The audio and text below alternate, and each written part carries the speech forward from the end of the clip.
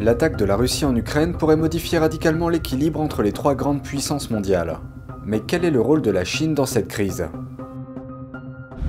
Le régime communiste chinois a annoncé des plans majeurs pour ses activités spatiales cette année, et ils sont plus ambitieux que jamais. Mais quel est l'objectif de Pékin? Une nouvelle affaire de trafic d'êtres humains suscite l'indignation en Chine.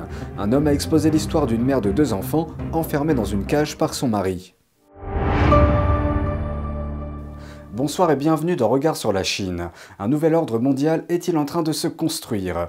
L'attaque militaire de la Russie contre l'Ukraine pourrait-elle être le début d'un changement spectaculaire de l'équilibre entre les trois premières puissances mondiales?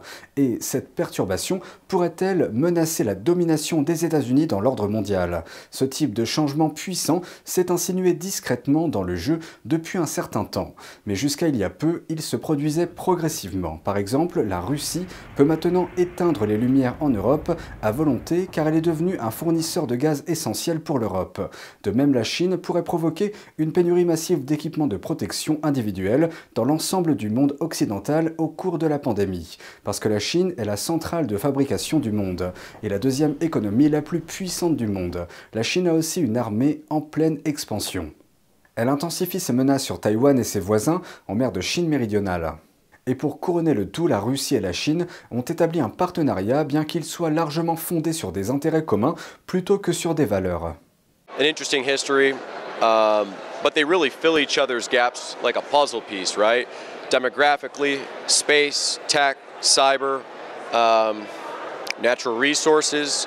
Les défis auxquels sont confrontés les États-Unis et le reste du monde libéral à l'heure actuelle sont bien différents de ceux de la guerre froide. Les liens économiques actuels entre nombre de ces nations n'existaient pas il y a quelques décennies. Et la Chine, partenaire de la Russie, était au bord de l'effondrement économique après de nombreuses campagnes politiques lancées par le Parti communiste. Ce n'est que dans les années 80 que la Chine a commencé à prospérer. Les récents reportages sur une mère de 8 enfants retrouvée enchaînée à un mur en Chine ont secoué la société chinoise. Mais après que les mauvais traitements qu'elle a subis et ses mauvaises conditions de vie ont attiré l'attention du public, une nouvelle victime se retrouve sous les feux de la rampe. L'histoire commence sur une plateforme chinoise populaire de partage de vidéos appelée Kuaishou.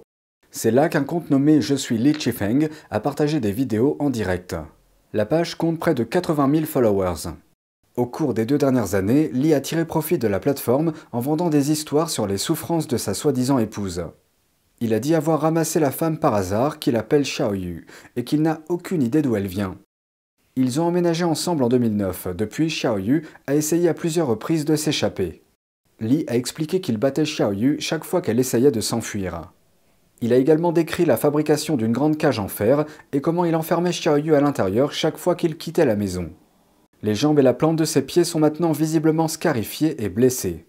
Un internaute a confirmé que lors d'une diffusion en direct, Li a révélé que Xiaoyu avait donné naissance à un garçon et à une fille, et qu'il a vendu la fille au village voisin pour moins de 5 000 $. Après avoir vendu l'enfant, il ne lui restait que le fils de Xiaoyu. Cela lui a permis d'être certifié par les autorités locales pour avoir respecté la politique de l'enfant unique de la Chine qui était encore en vigueur à l'époque. Le certificat a pu être assorti d'incitations financières. Li diffusait des émissions en direct depuis 2 ans. La police n'est pas intervenue dans ce qui apparaît comme une affaire de viol. Mais après qu'une autre femme, mère de 8 enfants, a été retrouvée enchaînée à un mur dans une région rurale de Chine, l'opinion publique a commencé à s'inquiéter de la traite des êtres humains. C'est alors qu'un des spectateurs de Li a commencé à se demander d'où venait Xiaoyu. L'opinion publique s'étant renforcée, le compte de Li a été suspendu. Ses vidéos ne sont plus accessibles en ligne. Les autorités locales ont ensuite annoncé qu'une enquête sur la situation était en cours. Mais cette nouvelle n'a pas calmé le tollé suscité par cette affaire. Sur Twitter, un message a interrogé la manière dont cette situation a pu se produire. Il se lit comme suit. Tout cet incident implique une détention illégale, un viol, des abus et un trafic d'êtres humains. Comment a-t-il pu l'enregistrer auprès des autorités? Et comment les autorités ont-elles pu le certifier comme parent respectant la politique de l'enfant unique alors qu'il a eu 2 enfants en violant cette femme? Aujourd'hui, de plus en plus de volontaires s'efforcent de découvrir la vérité. Cette histoire est toujours en cours de développement et nous partagerons des mises à jour au fur et à mesure que des nouvelles seront publiées. Le plan de développement spatial de la Chine pour cette année est plus ambitieux que jamais, avec des lancements d'engins spatiaux sans précédent et l'achèvement de sa station spatiale Tiangong. La Chine a un plan ambitieux pour son développement spatial, et 2022 devrait être une année record. Le pays prévoit de lancer au moins 140 engins spatiaux et de compléter sa station spatiale par 6 missions connexes. Selon l'Administration nationale de l'espace de la Chine, dans les mois à venir, la Chine prévoit de lancer 2 nouveaux modules de station spatiale. Ces modules seront reliés au module central Tianhe, lancé en avril dernier. Et d'ici là, la station spatiale chinoise Tiangong, en forme de T, sera terminée. Tiangong a suscité des inquiétudes quant au fait que la Chine se rapproche de la création d'un monopole spatial. La station spatiale chinoise est actuellement en construction. Elle cherche à reproduire la Station spatiale internationale, ou ISS, mais sa capacité est moindre. Ce projet intervient alors que l'ISS approche de son terme en 2024. La nouvelle station Tiangong, quant à elle, devrait avoir une durée de vie de 15 ans. Certains craignent également que la station ne constitue une menace pour la sécurité, étant donné que ces modules scientifiques pourraient être facilement convertis à des fins militaires. La Chine a envoyé 3 astronautes dans la station Tiangong inachevée en juin dernier. Tous anciens pilotes de l'armée de l'air, de l'armée populaire de libération ou armée chinoise. Qui plus est, le département en charge du projet reçoit des ordres de la Commission militaire centrale de Chine. Il s'agit de l'Agence chinoise des vols spatiaux habités ou CMSA. Ces connexions suggèrent des liens étroits entre la station spatiale Tiangong et l'armée chinoise. Le général John Raymond est le premier chef des opérations spatiales de la Force spatiale américaine. Dans une interview accordée au Washington Post, il a déclaré que l'espace est un champ de bataille, tout comme la terre, l'air et la mer.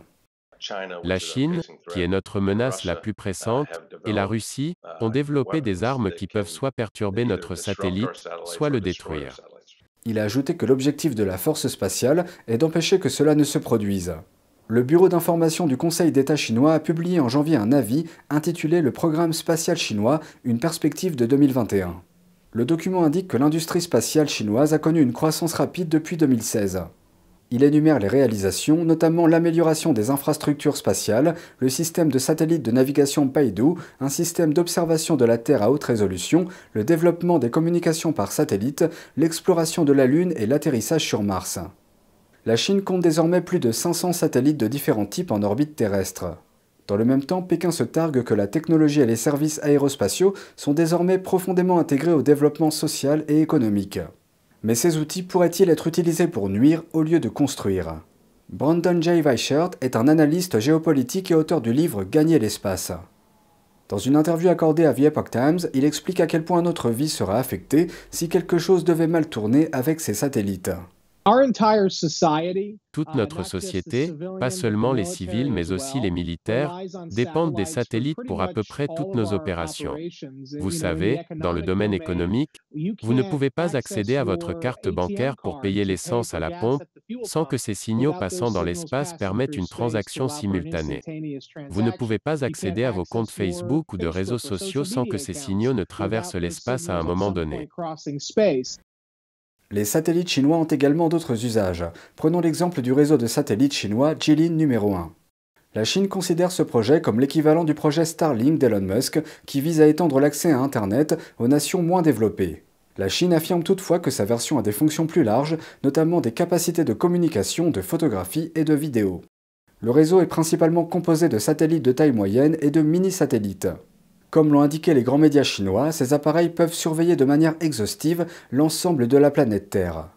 Ils décrivent les satellites comme capables de diffuser les activités des porte-avions américains, ajoutant que même les vagues de l'océan peuvent être vues assez clairement. Mais ces capacités ne sont peut-être pas encore suffisantes pour la Chine.